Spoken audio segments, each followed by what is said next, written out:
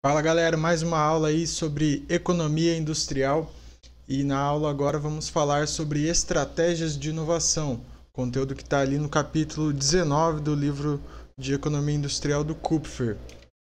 E primeiro, para fazer uma contextualização aqui sobre estratégicas empresariais, é importante ressaltar que há muitas formas ou dimensões da concorrência. A concorrência ela pode ser vista em preços, que é a forma mais tradicional, onde os concorrentes disputam para ver quem consegue cobrar um preço menor para o consumidor. Também existe a concorrência por diferenciação de produto, ou seja, nesse caso aí, às vezes a empresa simplesmente abre mão de cobrar um preço mais barato, mas joga mais forte ali na questão do design, da eficiência do produto que ela está vendendo. E por último, a concorrência por inovações no sentido mais schumpeteriano, que vai envolver ali toda e qualquer criação de novos espaços econômicos. Aí vale lembrar aqueles 5 tipos de inovação citados ali por Schumpeter. Então há, portanto, uma multiplicidade de instrumentos de concorrência e também de ambientes concorrenciais e, portanto, a gente tem que estudar as diversas estratégias e a variedade tecnológica como elementos centrais da análise da concorrência. A empresa, nesse caso, vai ser a unidade de análise da concorrência schumpeteriana, que analisa a tomada de decisão e a apropriação dos ganhos das empresas. O mercado vai ser o espaço de interação competitiva principal entre as empresas em sua rivalidade e orientação estratégica, e as estruturas de mercado não são imutáveis. Basta citar ali que elas podem condicionar condutas competitivas e as estratégias empresariais também podem ser modificadas por essas últimas. Então a gente cai num negócio ali próximo ao que a gente viu ali nos primeiros capítulos, se não me engano, no capítulo 4, que fala do paradigma estrutura, conduta e desempenho. Porque, como a gente vai ver aqui, inclusive, revisando esse tipo de situação, para os neoclássicos, as estruturas de mercado eram fixas, né? A única coisa que acontecia ali era a tomada de decisão da empresa em relação à sua escala de produção, o quanto que ela ia produzir para tentar maximizar os seus lucros. E agora, com os estudos mais recentes, a gente vê que já não funciona mais ou menos assim. Dependendo de como a empresa atuar, ela pode modificar os seus resultados e, por consequência, modificar o seu desempenho. E aí sim ela vai acabar, por consequência, modificando a estrutura de mercado a qual ela está inserida. Portanto, as estruturas de mercado elas são endógenas ao processo competitivo e a sua evolução deve ser vista no contexto de interação dinâmica entre estratégia empresarial e a estrutura de mercado. Então, cabe aqui ressaltar que a inovação, que é o que realmente traz um desempenho melhor, que muda a conduta dos agentes e acaba alterando a estrutura de mercado, ela vai sempre ser vista como endógena ao processo nos modelos que a gente vai analisar aqui. Então, no contexto da concorrência schumpeteriana, a concorrência será o processo de interação entre as empresas voltadas à apropriação de lucro, ou seja, as empresas adotam estratégias de diferenciação, buscando criar vantagens competitivas que lhes garantam lucros monopolistas, ainda que temporários e restritos a segmentos específicos do mercado.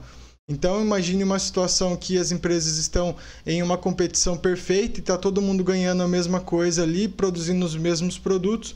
Quando uma empresa ela começa a diferenciar o seu produto ou fazer alguma medida que torne ela mais competitiva em relação aos seus concorrentes, isso dá a ela, pelo menos por alguns momentos, os lucros extraordinários, o que se aproxima ali do que a gente chama de lucros monopolistas, porque ela está ganhando muito mais do que os seus concorrentes. À medida que a gente tem ou não barreiras à entrada no negócio, ou mesmo barreiras às saídas, como a gente vai ver mais para frente, isso vai determinar se esse lucro extraordinário vai se manter, ou seja, se a inovação não vai ser copiada pelos concorrentes e todo mundo vai voltar a ganhar a mesma coisa, ou se a empresa realmente vai conseguir manter essa corrida aí para ter um lucro maior sempre à frente dos seus concorrentes. Então esse capítulo ele introduz ali as estratégias de inovação, que são ali o objeto de estudo da corrente teórica institucionalista schumpeteriana, que essa escola de pensamento ela foca na análise da empresa e nos setores industriais e nas relações em rede com os outros agentes econômicos, e a empresa é concebida como um organismo vivo em permanente mutação e recebe influências de seu ambiente, que no caso é o mercado, mas, comitantemente, é capaz de transformá-lo ou criar novos mercados ou novas indústrias a partir da introdução de inovações tecnológicas. Nesse sentido, uma vez que as empresas são consideradas organismos vivos, elas utilizam das inovações para introduzir variedades na estrutura industrial existente e criar novas estruturas. Então é como o pensamento de Darwin, né, daquele cara lá da biologia. Então, os animaizinhos estão ali no mundo e de repente começam a haver mutações, que no caso ali são para nós as inovações, e as inovações começam a alterar o meio ambiente e ao longo de alguns anos a gente vai ver algumas espécies extintas e outras que vão prevalecer. E da mesma forma é analisada as empresas. Com as inovações, algumas vão acabar padecendo e outras vão prevalecer. E a gente pode ver aqui dois exemplos. Primeiro é o processo de difusão da energia elétrica no final do século XIX, que exigiu a montagem de redes de distribuições, novas formas de compra e venda e uma institucionalidade, ou seja, uma nova legislação, novos agentes trabalhando ali para que aquilo funcionasse, um novo sistema financeiro e distinta da adotada quando as principais fontes energéticas eram apenas o carvão e o querosene. Outro exemplo é a instalação do terminal rodoviário da América Latina Logística em Rondonópolis, que cria um novo modal disponível para o escoamento de grãos, que criou uma nova estrutura para o seu entorno.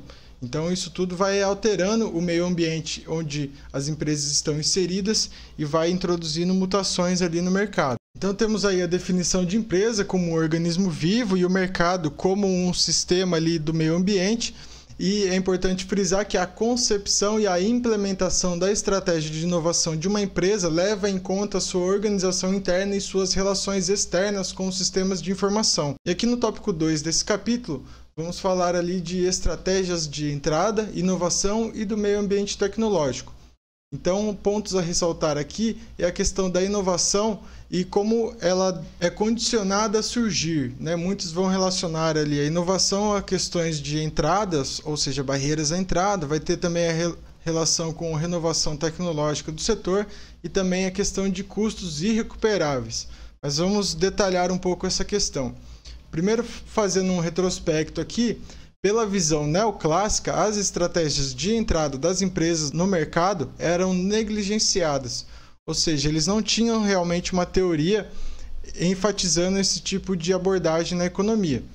E nessa visão, as empresas não agem na criação de mercados e interagem pouco entre si, limitando-se a reagir às mudanças ambientais. Isso significa supor que o comportamento da empresa é resultante de fatores externos a ela, como o grau de concentração de mercado e as barreiras estruturais à entrada. Ainda pela visão neoclássica, as empresas são desprovidas de qualquer poder discricionário, de capacidade de influenciar a concorrência a seu favor, de rivalizar diretamente com as demais empresas estabelecidas e com as potenciais entrantes. Em consequência, a eficiência do desempenho de uma indústria estão condicionadas à estrutura de mercado no qual a empresa está inserida, o que determina o padrão de concorrência existente no mercado. Então vejam que isso aí é tido como dado, ou seja, isso aí é pré-estabelecido antes da gente começar a analisar a interação entre as empresas. Por isso que esses autores neo-schumpeterianos, esses autores institucionalistas criticam muito a teoria neoclássica e também as outras escolas que usam a teoria neoclássica como base, porque eles partem de pressupostos que para eles não condiz tanto com a realidade. Já então a economia institucional já tem uma visão diferente. No início da década de 80, que quando esses trabalhos começaram a surgir, a economia industrial passou a enfatizar o fato das oportunidades e custos de entrada e saída influenciarem a eficiência do desempenho de uma indústria. E aí temos autores como o Baumol, que é um dos mais famosos aí com certeza, o Wheeling, e eles no seu estudo de mercados contestáveis e a teoria da estrutura industrial mostraram que não são as economias de escalas ou barreiras estáticas à entrada as principais fontes de barreiras a novas empresas em uma indústria. E eles vão dizer que ali as principais são os custos irrecuperáveis, os chamados sunk costs. e a principal barreira à entrada seria essa. E lembrando aqui a definição de custos irrecuperáveis, sempre que a gente vai abrir uma nova empresa, a gente vai ter coisas ali que a gente vai comprar para nossas atividades e a gente pode revender caso a empresa precise fechar. Vamos supor que eu vou abrir um restaurante, eu preciso comprar copos, fogão, pratos, mesas, cadeiras. E se o meu negócio não der certo, eu posso ir ao mercado, com certeza vou perder um pouco de dinheiro com a desvalorização, mas eu ainda consigo recuperar parte do meu dinheiro, vendendo todos esses fatores de produção. Já alguns custos irrecuperáveis a gente não tem como vender para ninguém, ou seja, aquilo lá já gastou. Acontece bastante quando a gente programa um site na internet, por exemplo, quando a gente faz um menu do restaurante. Para que a gente vai vender o menu, né? Se a gente fizer um site para o restaurante, é difícil vender um site, né? Então tem coisas ali que não vão ser utilizadas, vão ter que ser refeito por aquela pessoa que entrar nesse negócio.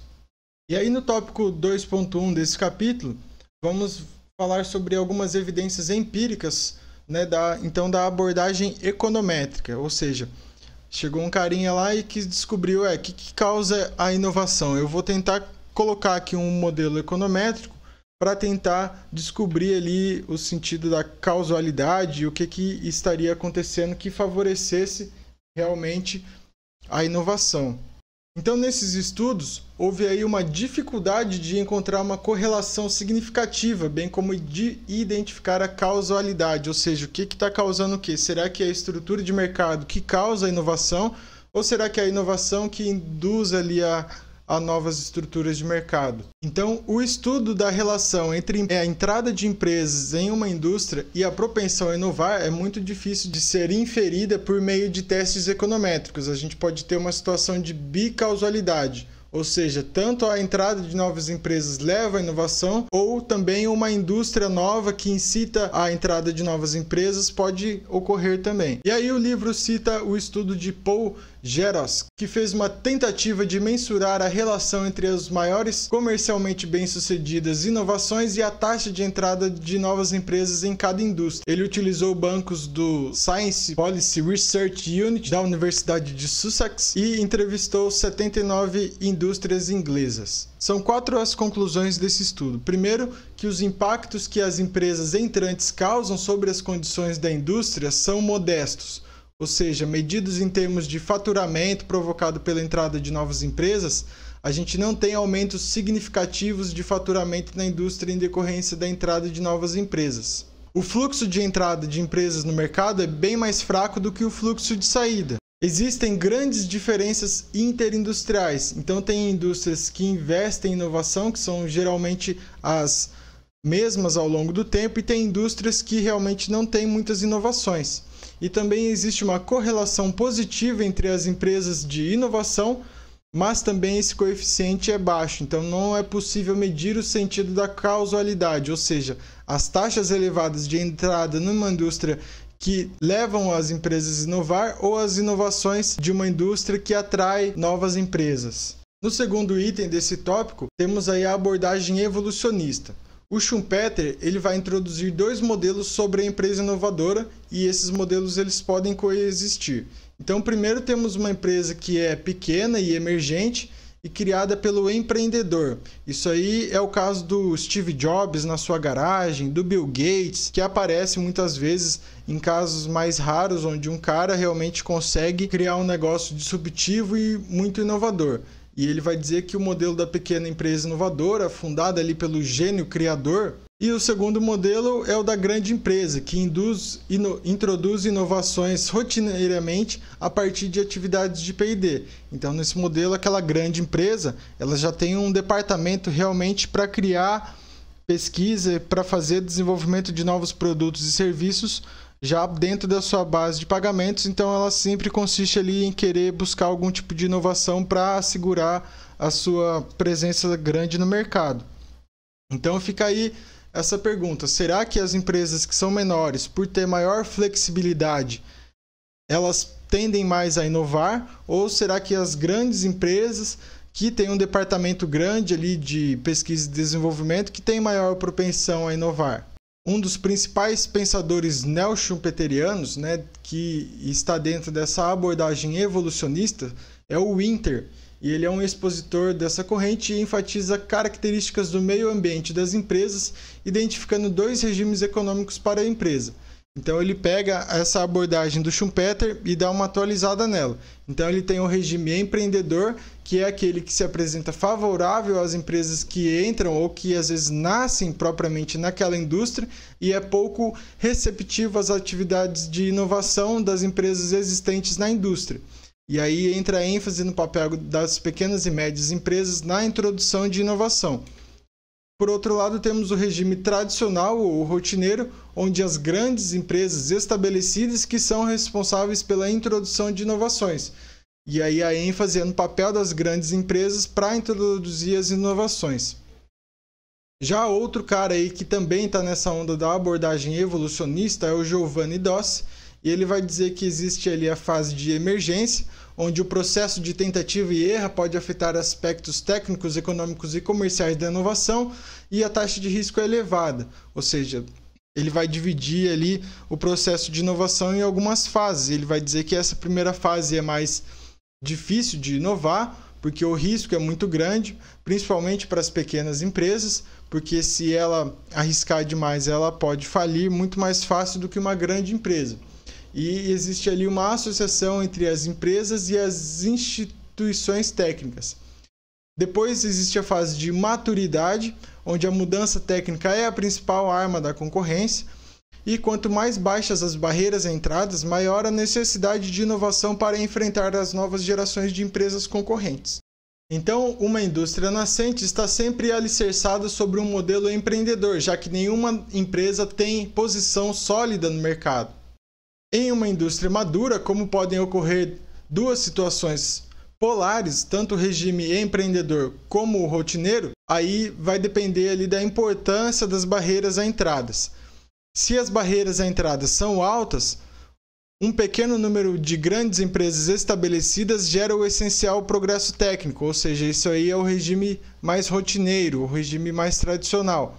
Se as barreiras à entrada são baixas, a necessidade de inovação é maior, pois as empresas estabelecidas sucessivamente são ameaçadas por novas gerações de empresas concorrentes no regime empreendedor. Então aqui temos um quadro que vai sintetizar um pouco dos regimes tecnológicos e das trajetórias de crescimento.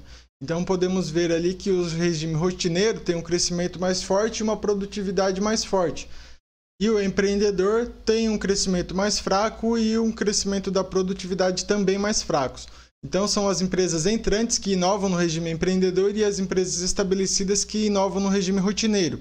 No regime empreendedor, a difusão da inovação leva mais tempo, logo o crescimento da produtividade ele é fraco frente ao regime rotineiro. O regime rotineiro produz mais inovações, porém são as inovações incrementais, ou seja, não tem alguma disruptura como tem o regime empreendedor normalmente, que acarreta um fraco impacto sistêmico. E aí aqui a gente compara também os 2 regimes com a dinâmica da inovação. Então o volume de inovação ele é maior no regime rotineiro, porém o impacto sistêmico da inovação é maior no regime empreendedor. A velocidade da difusão é mais forte no rotineiro e o crescimento da produtividade também é mais forte no rotineiro. No item 3 desse capítulo, vamos falar ali sobre inovações e as estruturas organizacionais da empresa. Porque não basta a empresa ter uma estratégia tecnológica se ela não tiver uma estrutura organizacional compatível. Ou seja, as empresas concebidas como organizações escolhem as suas estratégias tecnológicas, terão que introduzir estruturas organizacionais compatíveis para suportá-las. Desse modo, existem 2 abordagens ali conhecidas entre os autores schumpeterianos institucionalistas, que são o modelo de Kleene-Rosenberg, e cabe destacar aqui que Rosenberg também é um dos principais expoentes da escola evolucionista ou dos chamados neo-schumpeterianos, que refere-se a interfaces entre a indústria de pesquisa e desenvolvimento e as demais funções da empresa, tais como produção e marketing. Já o modelo de Aoki ele está direcionado a compreender as principais diferenças entre as indústrias em contextos socioculturais diferentes. Então ele vai comparar ali uma empresa americana e uma japonesa no que diz respeito ao fluxo de informações e os processos de aprendizagem internos e externos. Então, para falar do primeiro deles, o modelo Kleene-Rosenberg, ele vai dizer que o processo de inovação nasce das atividades de pesquisa e de suas interações com as demais funções da empresa, e o modelo enfatiza ligações existentes entre as diferentes atividades de pesquisa e as atividades industriais e comerciais. Então, há uma cadeia central de interações e 4 outros pontos de interatividade intensa. Na cadeia central, chamada de C, a direção parte de uma invenção para o protótipo, para o produto e para o processo, ali por fim, a comercialização. Então temos aqui uma imagem que vai mostrar ali como que isso funciona nesse tipo de modelo. O C ali é a cadeia central de inovação, o F nada mais é do que o realinhamento de fluxos de informação curtos, o F maiúsculo é a realimentação de fluxos de informação mais longos, o KR são as ligações de conhecimento e pesquisa e os seus retornos, e se um problema é resolvido no nó K, a ligação 3 até R não é ativada.